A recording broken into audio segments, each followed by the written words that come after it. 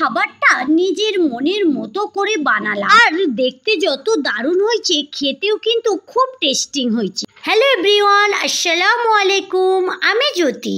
আজকে আরো একটা নতুন ভিডিও নিয়ে তোমাদের কাছে চলে এসেছি। আশা করি এই ভিডিওটা দেখতে তোমাদের খুব ভালো লাগবে। থাম্বনেল ও টাইটেল দেখে তো বুঝতেই পেরে গেছো আজকে আমি কি বানাতে চলেছি। হ্যাঁ, আজকে আমি একটা ভাইরাল খাবার বানাবো। ইনস্টাগ্রাম, ফেসবুক এবং ইউটিউব যখনই আমি খুলছি তখনই এই খাবারটা সবাই খুব বানাচ্ছে। খাবারটা যেমন দেখতে সুন্দর, খেতেও খুব টেস্টিং এবং বানাতেও খুব সহজ। যাই হোক, এই খাবারটা বানানোর জন্য বেশি তেমন উপকরণের দরকার নেই, বাড়িতে যেগুলো আছে ওগুলো দিয়েই হয়ে যাবে। প্রথমে আমি এখানে 3টে ডিম ভেঙে নিয়েছি, আর এখানে একটু দিয়ে দিলাম এলাচ পাউডার, তারপরে দিয়ে দিলাম এখানে বেশ কিছুটা চিনি। এবারে সব উপকরণগুলো আমি খুব ভালো করে মিক্স করে নিই। ডিমের গন্ধ যাওয়ার জন্য আমি এলাচ পাউডারটা ব্যবহার করলাম। আমার যে সকল নতুন বন্ধু এবং পুরনো বন্ধু সকলকেই বলছি, যারা এতক্ষণ আমার ভিডিওটা দেখলে এর মধ্যে কোথাও যদি তোমার একটু ভালো লেগে যায় তাহলে একটা লাইক দিয়ে ভিডিওটা কন্টিনিউ করতে থাকবে। আর তোমরা যদি আমার নতুন বন্ধু হয়ে থাকো তাহলে আমার চ্যানেলটা সাবস্ক্রাইব করে আমার সঙ্গে থাকতে পারো। যারা এই কাজটা করে রেখেছো তাদেরকে অসংখ্য ধন্যবাদ। তারপরে একই পেয়ালার মাপ করে আমি দিয়ে দিলাম 1 পেয়ালা দুধ, লিকুইড দুধ। তোমরা যে কোনো লিকুইড দুধ ব্যবহার করতে পারো, আমি এখানে প্যাকেটের দুধই ব্যবহার করেছি। তারপরে খুব ভালো করে মিক্স করে নিলাম। সব উপকরণগুলো মিক্স করে পাশে রেখে দিয়েছি। এবারে একটা বানাবো ক্যারামেল। বন্ধুরা, ক্যারামেলটা বানানোর জন্য একটু কষ্ট হবে, তো যারা সব সময় রান্না করে, যারা রাঁধুনি, তাদের পক্ষে সুবিধেই হয়ে যাবে। বানানোর জন্য আমি এখানে কিছুটা চিনি দিয়েছি আর 1 চামচ এখানে পানি দিয়ে দিলাম। তারপরে সবগুলো ভালো করে একটু মিক্স করে নিচ্ছি। তারপরে একটু ফুটতে দেব, ক্যারামেলের কালার আসা পর্যন্ত অপেক্ষা করতে থাকবো। জানো তো বন্ধুরা, আমি কিন্তু এই ফার্স্ট টাইম এই রেসিপিটা বানাচ্ছি।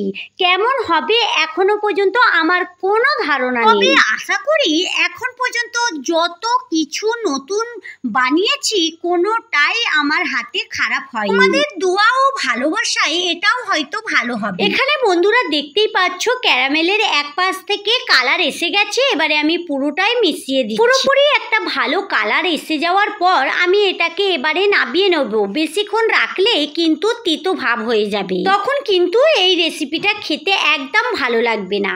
এবারে আমি গরম অবস্থাতেই ঢেলে নিচ্ছি। এটা ঠান্ডা হতে দেয়া যাবে না, ঠান্ডা হলে কড়ার গায়ে লেগে যেতে পারে। যেই পাত্রতে পুডিংটা বসাবো সেই পাত্রেতেই আমি ক্যারামেলটা ঢেলে পুরো নিচের গায়ে লাগিয়ে দিচ্ছি। সঙ্গে সঙ্গে এই কাজটা করতে হবে, কারণ ক্যারামেলটা কিন্তু বসে গেলে জমে যেতে পারে। তোমরা ক্যারামেলটাও আগে করে নিতে পারো এবং তারপরে এই যে ডিম, দুধ, চিনি এটাও মিক্স করতে পারো, তোমাদের সুবিধে অনুযায়ী করা যেতে পারে। এবারে ক্যারামেলটা একটু ঠান্ডা হওয়ার পরে আমি যে লিকুইডটা মিক্স করে রেখেছিলাম ওটা কিন্তু একটা ছাঁকনি দিয়ে ছেঁকে এই ক্যারামেলের উপরে দিয়ে দেব। অবশ্যই ছাঁকনি দিয়ে ছাঁকতে হবে, কারণ এর মধ্যে কোনো লাম্পস লেগে থাকলে সেটা কিন্তু ছাঁকনিতে রয়ে যাবে। তখন পুডিংটা খেতেও ভালো লাগবে আর দেখতেও দুর্দান্ত লাগবে। বন্ধুরা, পুডিং তো অনেক রকমের হয়, তো তোমরা কিভাবে পুডিং বানিয়েছো আমাকে কমেন্ট বক্সে অবশ্যই জানাবে। আমি এই ফার্স্ট টাইম এইভাবেই বানাচ্ছি, তবে এই ফার্স্ট টাইম চেষ্টা করছি, জানি না কতদূর কি হবে। বন্ধুরা, যে ডিমের সাদা অংশগুলো ছিল দেখো ছাঁকনির মধ্যে রয়ে গেছে, এগুলো কিন্তু পুডিং এর মধ্যে গেলে ভালো হতো না, তাই এগুলো ছেঁকেও নেওয়া হলো। আমি এই পাত্রটা একটা ঢাকনা চাপা দিয়ে দিলাম। এবার এটা ভাবে বসানোর জন্য প্রথমেই চুলাতে আমি একটা কড়া বসিয়ে দিয়েছি। তারপরে এখানে একটা স্ট্যান্ড দেব। বন্ধুরা, আমি স্ট্যান্ড খুঁজে পাচ্ছি না, আমার আছে কিন্তু খুঁজে পাচ্ছি না, তার জন্যই আমি একটা টিফিনের ঢাকনা নিচে দিয়ে দিলাম। আর এবারে পানি দিয়ে দেব, এতে পানি দিয়ে পুডিংটা ভাবে দেব। জানো তো বন্ধুরা, অনেকবার কেক বানিয়েছি, নিচে কিন্তু এরকম টিফিনের ঢাকনা দিয়েছিলাম, তখন কিন্তু ওই শুকনো শুকনো কেক বানানো হতো, কিন্তু পানি যেহেতু দেওয়া হচ্ছে তো তার কারণেই এই টিফিনটা উঠে যাচ্ছে, তার জন্যই এরকম।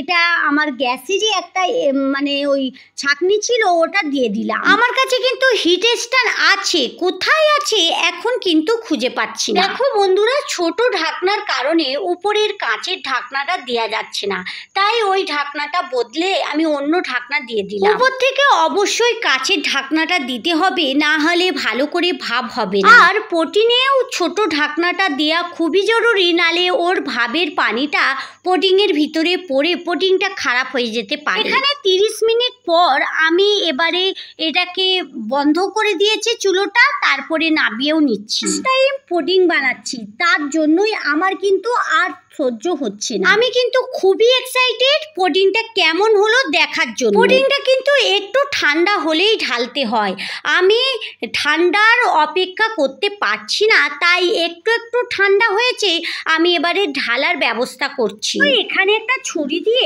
পুডিংয়ের চারপাশে একটু আলগা করে দিচ্ছি, তাহলে পুডিংটা ঢালতে অনেক সুবিধা হবে। বন্ধুরা, ফার্স্ট টাইম পুডিং বানিয়েছে, তাই আমার কিন্তু অনেক আনন্দ হচ্ছে, আর দেখে মনে হচ্ছে অনেক সুন্দরও হয়েছে। ছুরি দিয়ে পুডিংয়ের চারপাশে আলগা করে দেওয়ার পর একটা এরকম বাসন নিয়ে উপর থেকে দিয়ে এইভাবে উল্টে দিতে হবে। চলো বন্ধুরা, এবারে দেখা যাক পুডিংটা কেমন হলো। জায়গাটা এখনো গরম আছে, তাই হাত দিতে পারছি না, একটা কাপড় দিয়েই তুললাম। বন্ধুরা, পুডিংটা কিন্তু খুব সুন্দর হয়েছে, দেখতেও সুন্দর।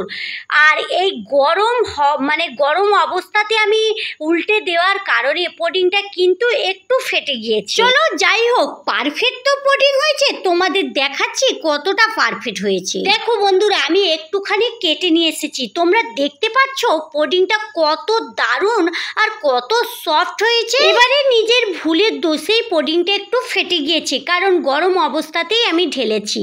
পরের বারে যখন করব একটু ঠান্ডা করেই করব, দেখতে কিন্তু অনেক সুন্দর হয়েছে। আমি এরমভাবে কেটে নিয়েছি। তাহলে বন্ধুরা চলো, আজকের মতো ভিডিও এই পর্যন্তই। দেখা হচ্ছে নতুন কোনো ভিডিওর সঙ্গে। ভালো থেকো, সুস্থ থেকো, সাবধানে থেকো। ভালো লাগলে লাইক কমেন্ট শেয়ার করো।